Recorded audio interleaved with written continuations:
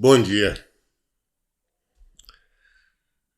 Colossenses 1, versículo 1.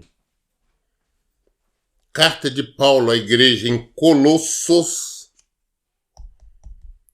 capítulo 1, versículo 1.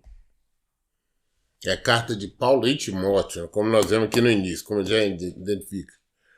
Paulo, apóstolo de Cristo Jesus, por vontade de Deus, e o irmão Timóteo, aos santos e leais irmãos em Cristo, que estão em Colossos, graça e paz a vós outros, da parte de Deus, nosso Pai.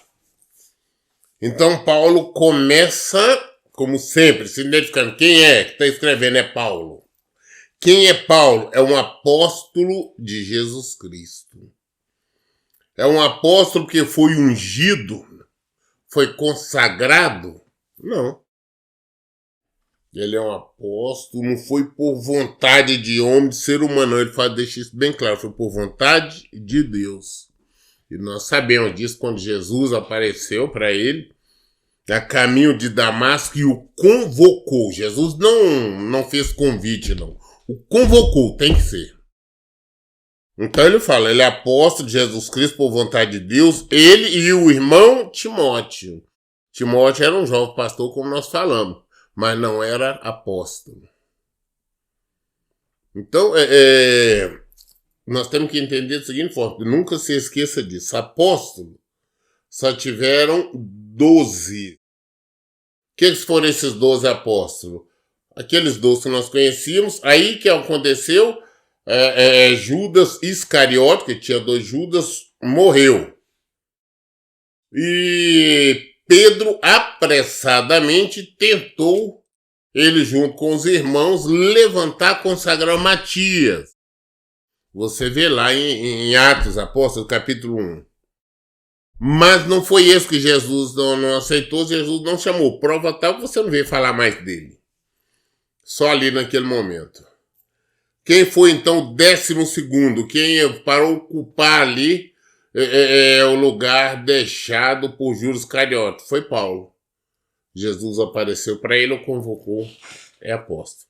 Depois disso nós temos Tiago, que é meio irmão de Jesus, Judas, mas não eram apóstolos. Tá? Muito bem, então ele está falando igual o Timóteo, não é apóstolo. Ele falou, não. Aqui quem está escrevendo é Paulo, que é apóstolo de Jesus Cristo, por vontade de Deus, e o irmão Timóteo, o irmão. Então aí, para quem está essa carta? Aos santos e leais irmãos em Cristo, que estão em Colosso. Está mandando a carta para a igreja, para os irmãos sérios, os verdadeiros cristãos, os fiéis. Ele cumprimenta graça e paz, cumprimenta o cristão, a vós outros da parte de Deus, o nosso Pai. Versículo 3. Falou, damos graças a Deus, Pai de nosso Senhor Jesus Cristo, rogando sempre por vós, desde que ouvimos falar da vossa fé em Cristo Jesus e do amor que tendes por todos os santos. Falou, olha, nós glorificamos, nós agradecemos a Deus, nós exaltamos o nome do Senhor, Deus e Pai do nosso Jesus Cristo. Sempre nós estamos rogando, intercedendo por vocês. Por quê? Porque desde quando nós ouvimos falar da fé que vocês têm, né? Em Jesus e por todos os santos. Desde que nós ficamos sabendo que vocês realmente se converteram, estão firmes no Senhor. Tá? Então nós glorificamos, nós louvamos a Deus pela vida de vocês, realmente se converteram verdadeiramente. Que tende por todos os santos, por causa da esperança que vos está reservada no céu, da qual viste pela palavra da verdade, o evangelho que vos alcançou, e da mesma forma está chegando em todo o mundo, frutificando e se espalhando, assim como ocorreu entre vós, desde o dia em que ouviste e conheceste a graça de Deus na verdade. segundo foste instruído por Epáfras, nosso amado conservo leal, ministro de Cristo em nosso favor. Ele também nos contou do amor que tendes no Espírito.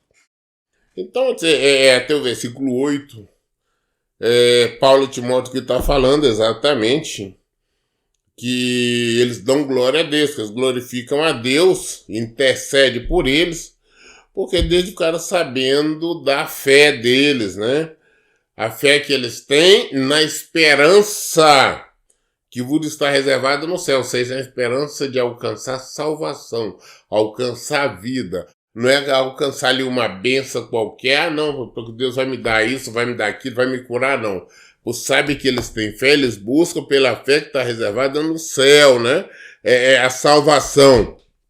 E eles estão assim desde que ouviram a palavra da verdade, desde que ouviram o evangelho. Igual ele falou, né? Com esse evangelho que está alcançando todo mundo. E alcançou, chegou até nós, está chegando a várias outras população pelo mundo aí, aldeias e tudo mais. E diz que isso tiveram fé desde que ouviu, né? A graça do evangelho, que foi inclusive pregado e ensinado por Epáfras, o nosso amado conservo, o ministro do Senhor, que também não era apóstolo. Então, desde que eles ouviram a verdade, eles agarraram, abraçaram o evangelho e mantiveram firme, com fé no seu, fé na salvação, na esperança. Então, Paulo está dizendo isso, que ele glorifica a Deus por eles, intercede por eles, exatamente por isso.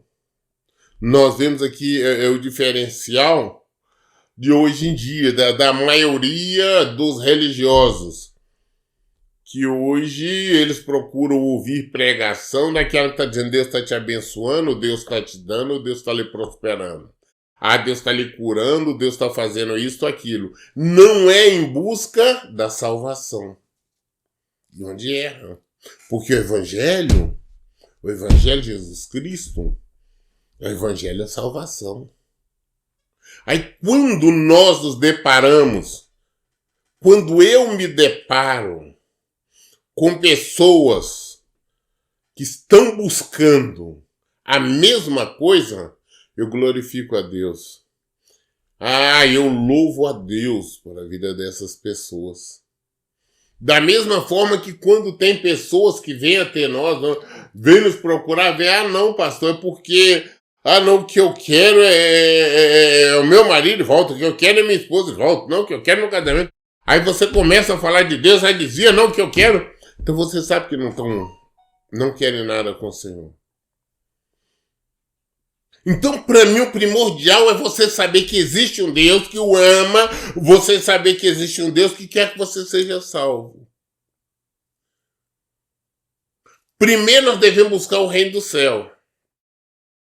As demais coisas são acrescentadas. Está Paulo falando. Agora o versículo 9.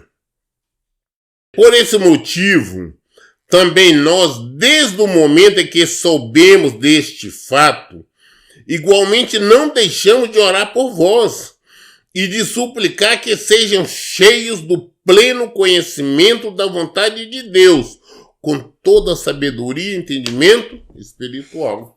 Desde que nós ficamos sabendo desse empenho, desse desejo de vocês que abraçaram ali o evangelho, vocês que abraçaram mesmo o caminho da salvação, nós não deixamos de interceder, de clamar, desde que nós tomamos conhecimento, de orar e suplicar para que vocês sejam cheios do pleno conhecimento da vontade de Deus, que vocês sejam cheios de Deus, sejam cheios do Espírito.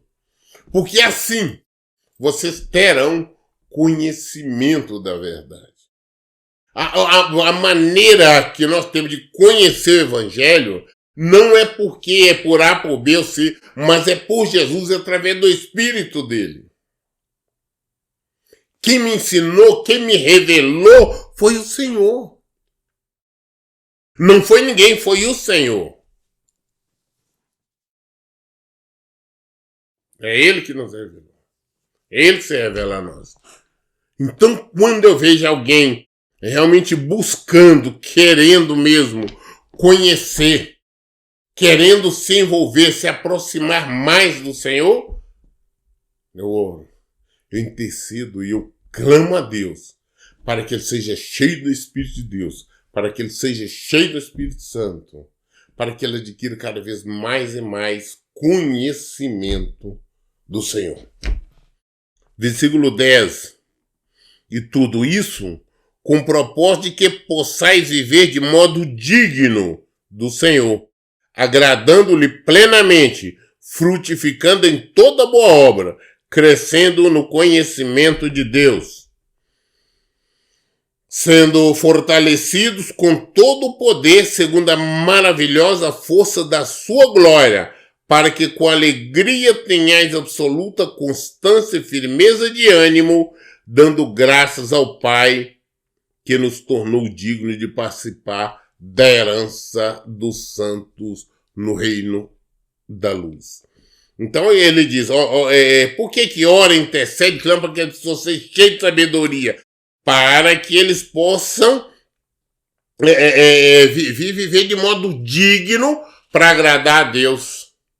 Então, se eu tenho conhecimento do Senhor, eu vou viver de maneira que agrade a Deus. Então, o que nós orientamos, nós sempre ensinamos? Que a pessoa seja cheia de Deus, cheia de Jesus, que tenha o Evangelho realmente no seu coração, na sua mente, porque tendo, você sabe como deve viver, como você deve falar, olhar, revelar tudo. E a maneira que você faz é que agrada ao Senhor, porque você faz a vontade dele.